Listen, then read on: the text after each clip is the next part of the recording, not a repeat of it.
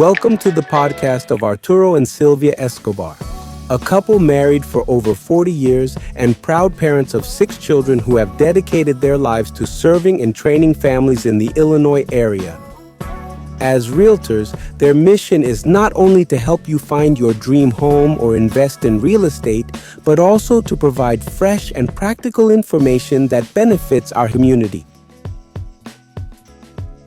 In each episode, Arturo and Sylvia share tools, tips, and resources to strengthen families both financially and personally, including marriage courses that inspire couples to stay strong and committed. They also feature special guests who contribute valuable knowledge for the growth of your family and your future. This is a space created for you to inform, inspire, and accompany you on the journey towards your dreams. Welcome. This is Cafecito con los Escobar, the podcast.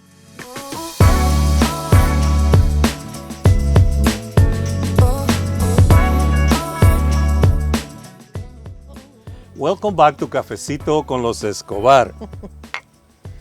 For the last podcast of the year, we have reserved a talk about something that is very near to our heart, marriage.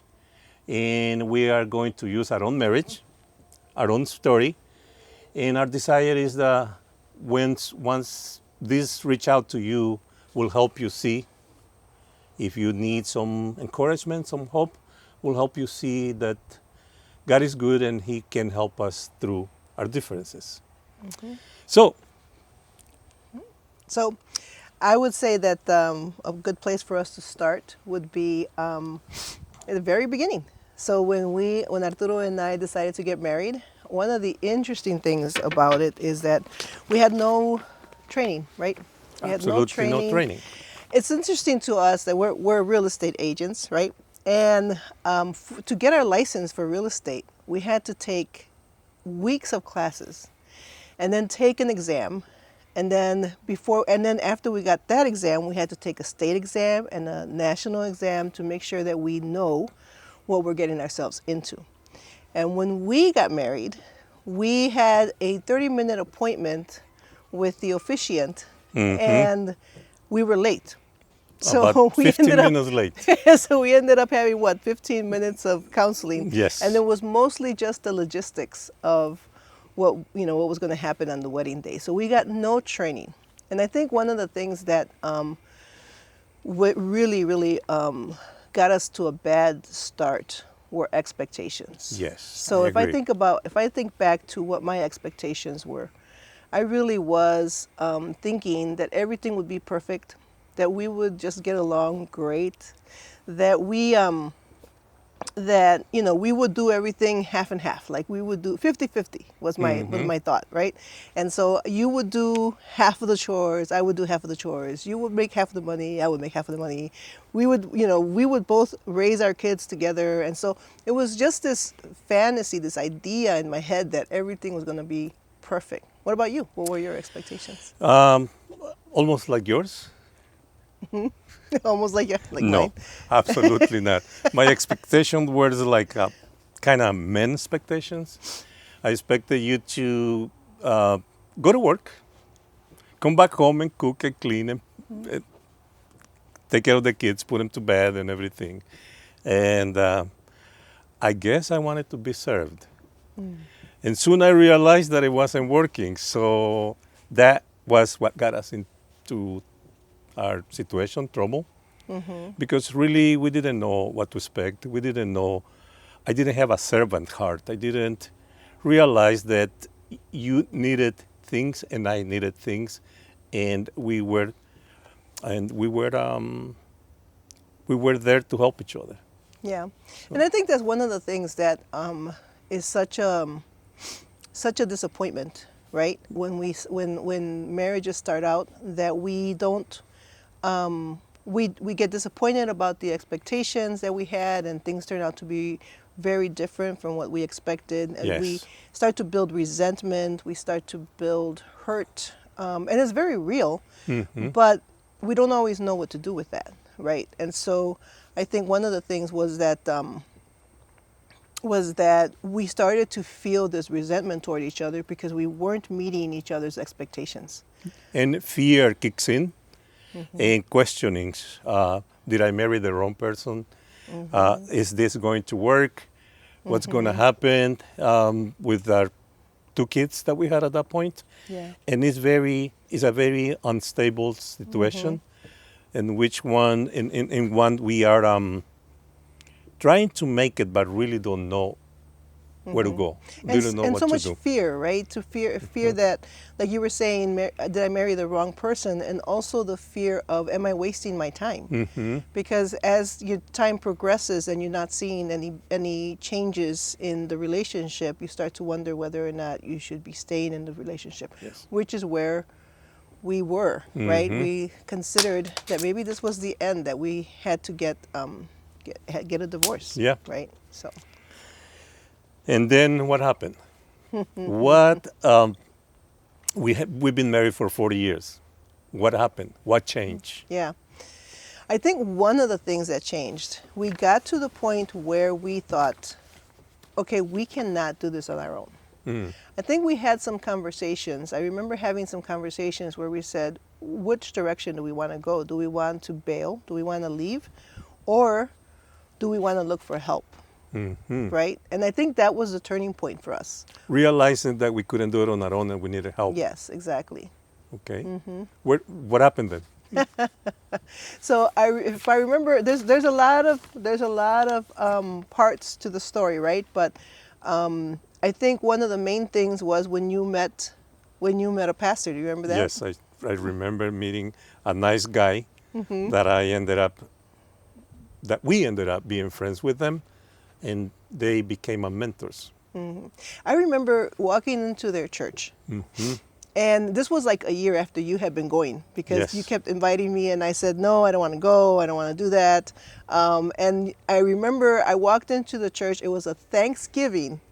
It was a dinner. Thanksgiving service, and we walked in, and then they had food afterwards. So we went down to the basement. We had some food with them, and the pastor's wife started talking to me, and I didn't know at the time that they were actually, you had been at church and you had told them about our situation. I didn't know anybody there, but they had been praying for us. They have. And so it was very intentional for her to sit down with me and talk to me. And she started telling me about her story and her story with her husband. And I found that so fascinating because I'd never experienced someone so kind who didn't know me, right? And telling me her story so openly. Like, this is just part of my story. And she was just so friendly. And I remember, the pastor is Rolando Cuellar. We still consider them very good friends, and his wife, Ruth. And I don't know that she remembers the conversation that we had, but that was an amazing conversation because it really opened my heart to having more conversations with them. And one of the things that impressed me was the fact that this amazing couple, were so real. The Christian life that they exemplified was not a perfect, all pink colors situation.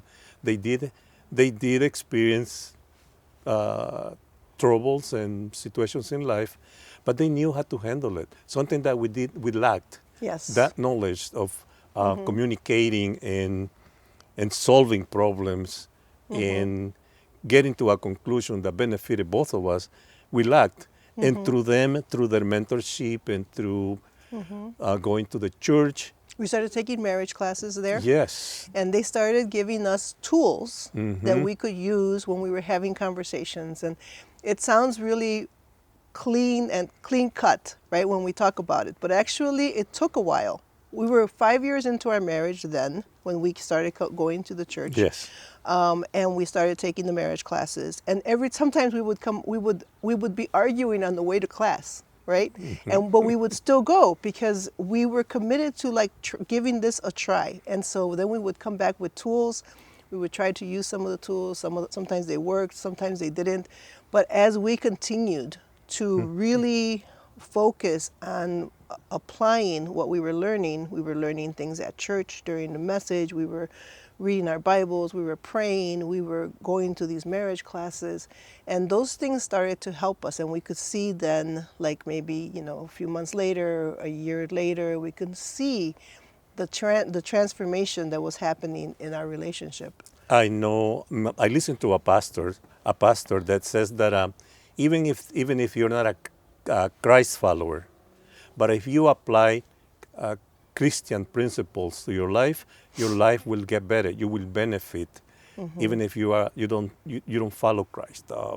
And it's very encouraging because we did struggle for a few years, and only until the very end, when we were about to uh, get a divorce, when we realized God met us at that point, and we realized we don't know how to do marriage. We don't know how to solve our situations, our problems. We don't know how to communicate.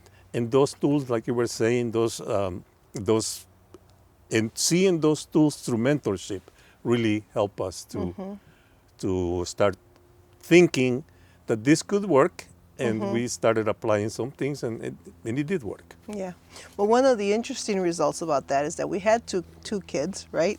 And then 6 years later, we decided to have, well, Miguel was one. Yeah.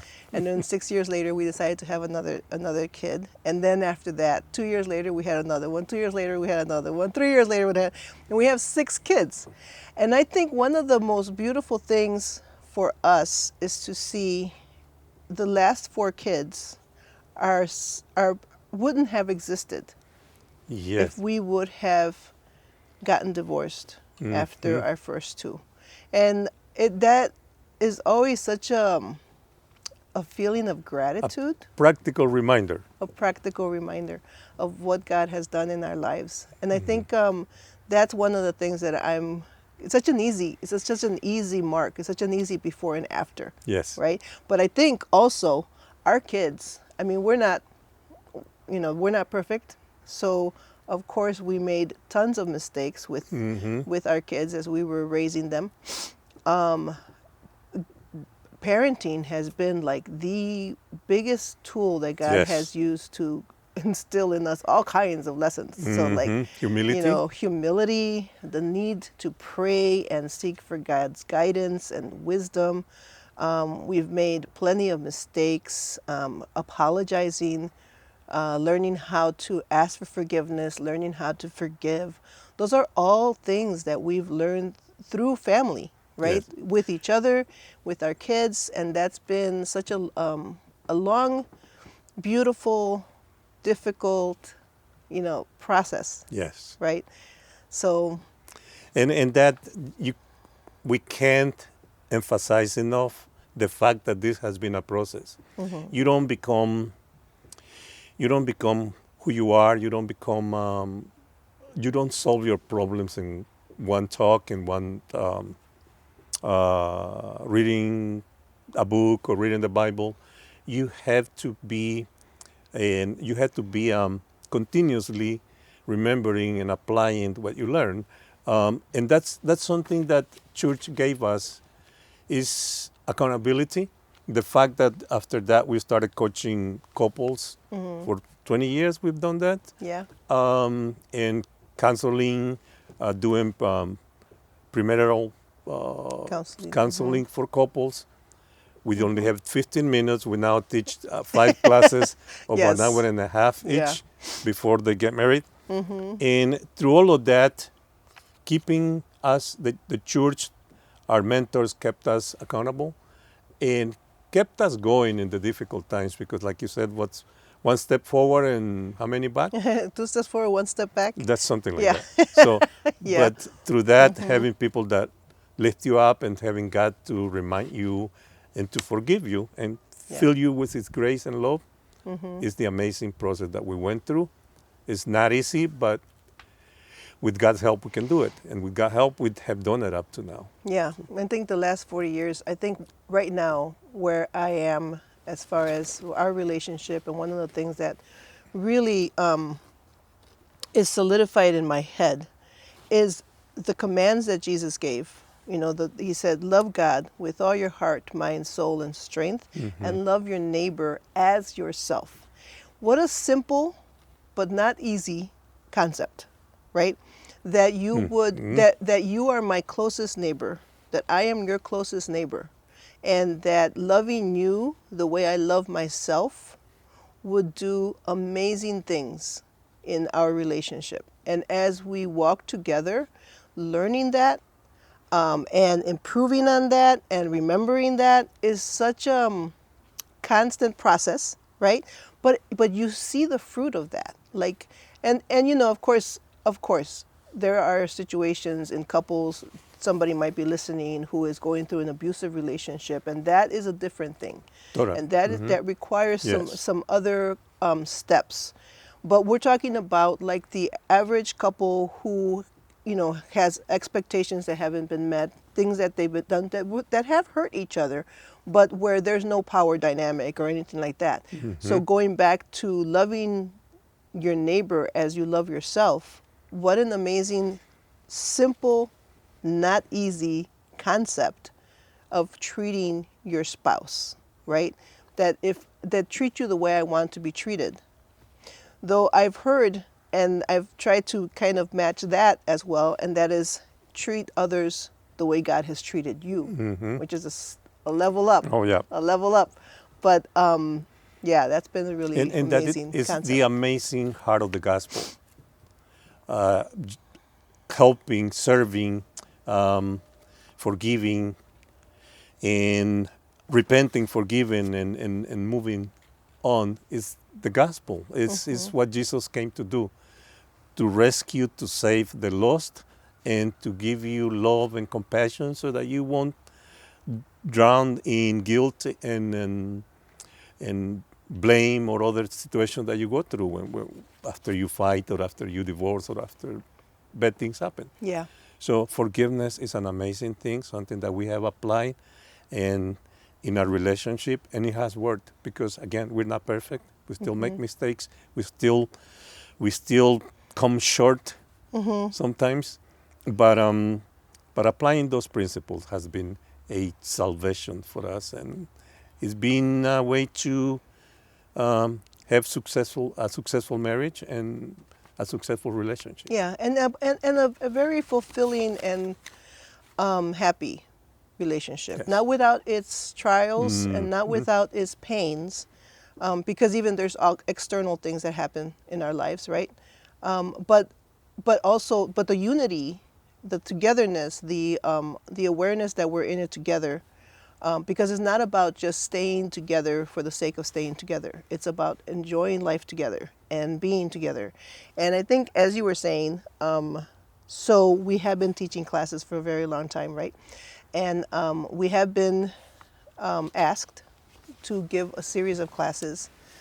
So starting next year, we will Yes. be doing a webinar on some classes that we had put together a while back, and we will be adding, right, and updating some of that information. But the class is called The Monsters of Marriage.